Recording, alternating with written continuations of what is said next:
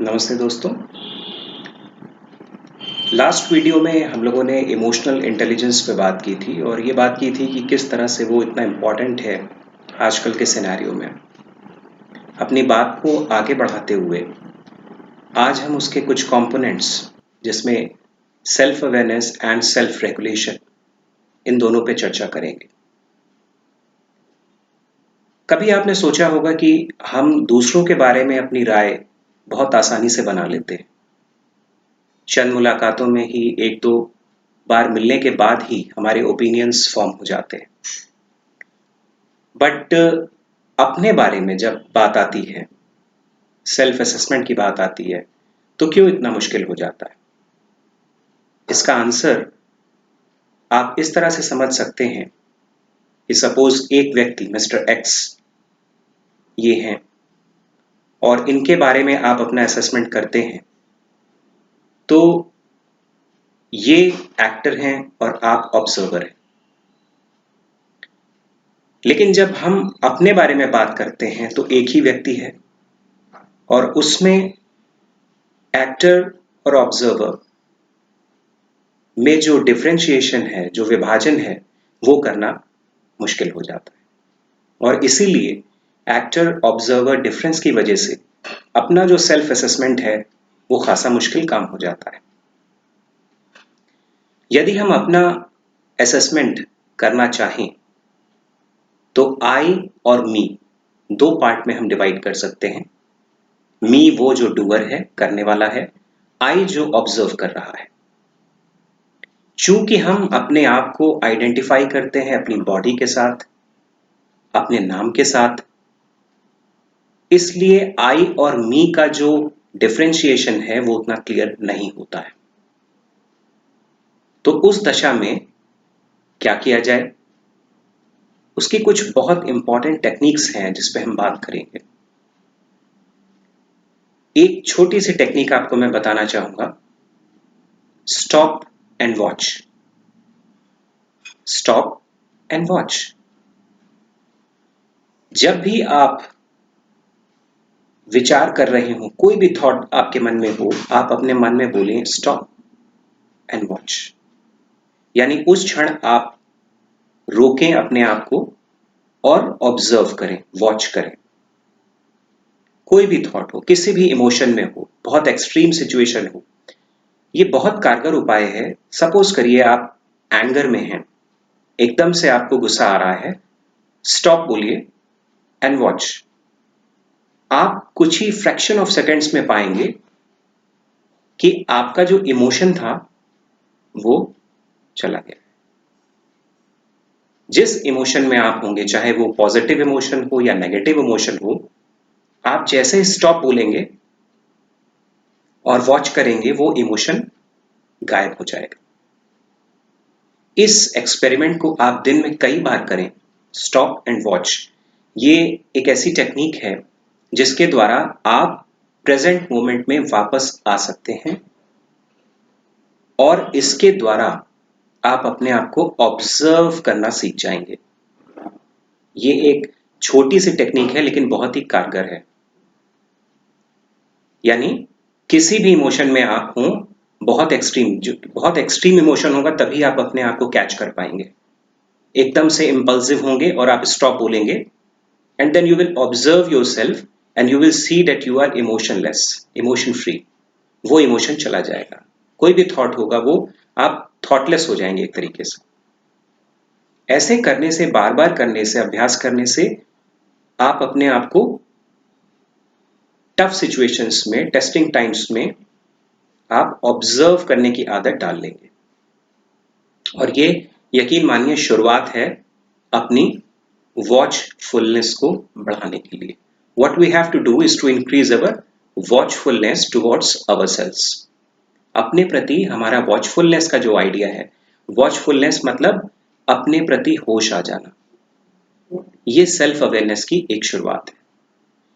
दूसरी जो बहुत इंपॉर्टेंट टेक्निक है, दैट इज मेडिटेशन। मेडिटेशन हम बहुत बार सुनते हैं, बहुत बार लोगों से चर्चा का बिंदु भी ये बनता है कि मेडिटेशन किया जाए, मगर मेडिटेशन एक ऐसी कमाल की टेक्निक है, एक वो मार्ग है जो आपको अपने नेचुरल सेल्फ में लाने की बात करता है।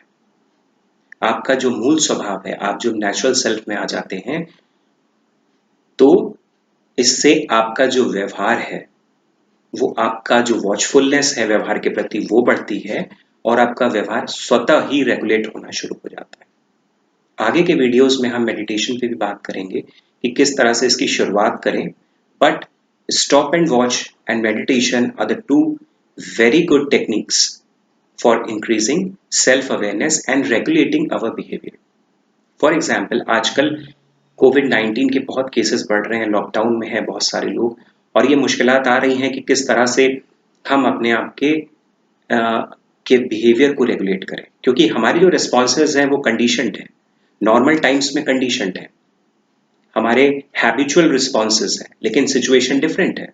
सिचुएशन आज एक्सट्रीमली डिफरेंट है, इसके हम अभ्यस्त नहीं हैं। तो इन टेस्टिंग टाइम्स में how can we use this techniques to improve our self-awareness and regulate our behavior, our moods, our actions, our thought process. तो ये बहुत अच्छी टेक्निक्स हैं और इसके द्वारा हम अपनी वॉचफुलनेस को बढ़ा के हम प्रेजेंट में जी सकते हैं। तीसरा जो एक बहुत इम्पॉर्टेंट एक तरीका है वो ये है, फॉलो द प्रिंसिपल ऑफ नियम। Now what do we mean by NIA? N for now, E for experience, A for accept and R for reality. यानी अगर हम इन 4 चीजों पे विचार करें जो कि वॉचफुलनेस से और मेडिटेशन से स्वतः आ जाएंगी, वो क्या है? नाउ। जैसे ही आप स्टॉप एंड वॉच बोलेंगे, you will come to the present moment. Experience, what is the present experience you are going through? You will look that experience, you will observe that experience, and then you will accept the reality. कई बार ऐसा होता है कि हमारे जो जीवन में मैल adjustment है उसका कारण यही होता है कि हम वास्तविकता को स्वीकार नहीं कर पाते और इसी वजह से बहुत सारे मैन और एनवायरनमेंट के बीच मैल एडजस्टमेंट होते हैं। तो जब हम इस प्रिंसिपल पे फोकस करेंगे, नाउ एक्सपीरियंस एक्सेप्ट रियलिटी, यानी वास्तविकता से जुड़ के और प्रेजेंट मोमेंट में हम रहना सीखेंगे, तो हमारी जो कोपिंग एबिलिटीज हैं वो इम्प्रूव होंगी।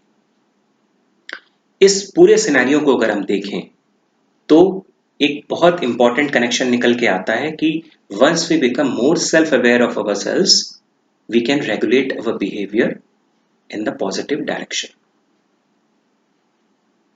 यानी जितना ज्यादा स्वयं के बारे में हमें ज्ञान होने लगेगा, लास्ट वीडियो में हमने बात की थी at feeling level, at thought level and at behavioural level, जितना ज्यादा ज्ञान हम अपना बढ़ाएंगे इन टेक्निक्स का यूज करके, उतना ज्यादा हम अपने बिहेवियर को रेगुलेट भी कर पाएंगे।